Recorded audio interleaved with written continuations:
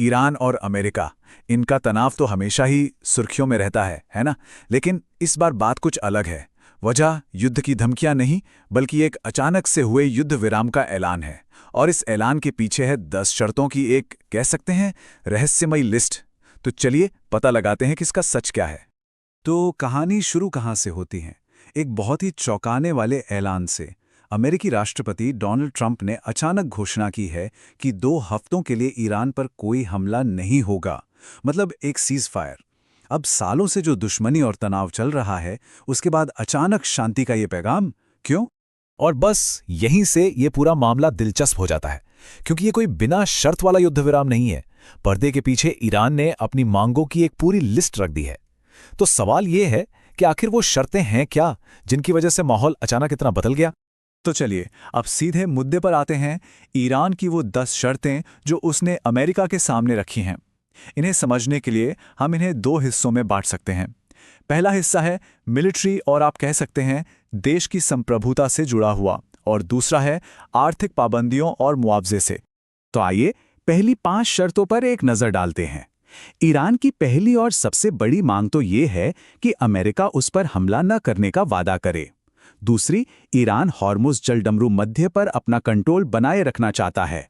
आपको पता ही होगा कि ये दुनिया के तेल व्यापार का कितना अहम रास्ता है और हमेशा से एक बड़े झगड़े की जड़ रहा है।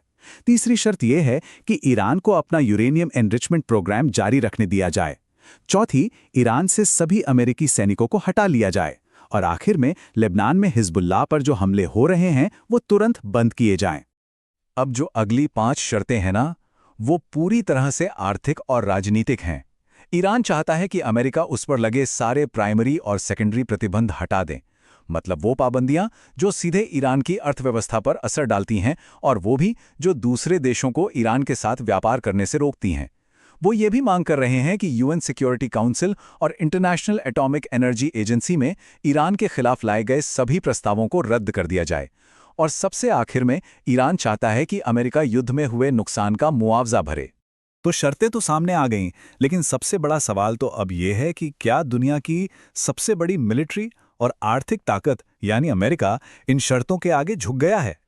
यहीं पर कहानी में एक बहुत बड़ा मोड़ आता है, क्योंकि दोनों तरफ से जो बातें सामने आ रही हैं वो बिल्कुल अलग हैं।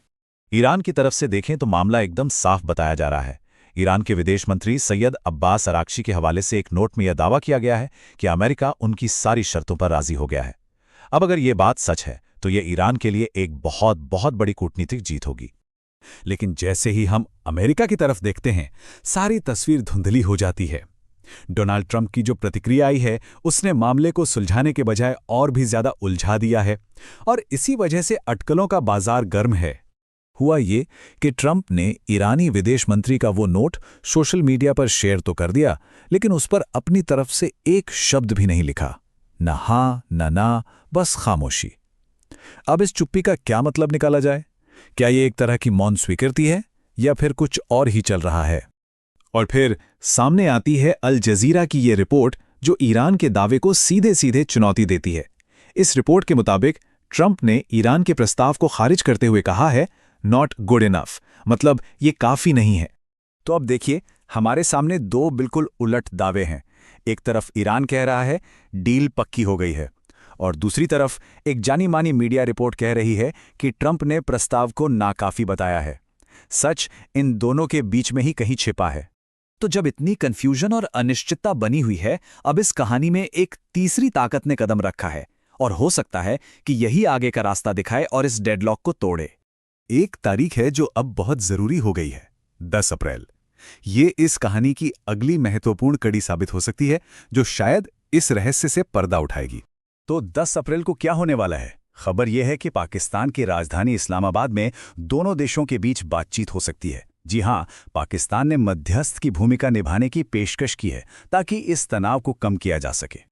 और ये सिर्फ कोई हवाई बात नहीं है, बल्कि एक ऑफिशियल पेशकश है। पाकिस्तान के प्रधानमंत्री शहबाज शरीफ ने खुद इसका ऐलान किया है। उन्होंने कहा, मुझे ये ऐलान करते हुए खुशी हो रही है, मैं दोनों देशों को 10 अप्रैल को इस्लामाबाद में बातचीत के लिए आमंत्रित करता हूं। तो ये शांति की दिशा में एक ठोस कदम हो सकता है। तो चलिए एक बार फटाफट से पूरी सिचुएशन को समझ लेते हैं। पहली बात, अमेरिका की तरफ से 2 हफ्तों का युद्ध विराम लागू है। दूसरी, ईरान ने इसके बदले में 10 शर्तों की एक लंबी चौड़ी लिस्ट सामने रखी है। तीसरी, अमेरिका ने इन शर्तों को माना है या नहीं, इस पर खबरें बिल्कुल उल्टी पुल्टी हैं। और चौथी, पाकिस्तान ने मध्यस्थता करने के लिए दोनों पक्षों को बातचीत की मेज पर बुला लिया है। तो आखिर में सवाल यही बचता है, क्या ईरान की ये 10 शर्तें एक आखिरी समझौते का इशारा हैं, या फिर ये शांति की तरफ जाने वाली एक लंबी और मुश्किल बातचीत की सिर्फ एक शुरुआत है?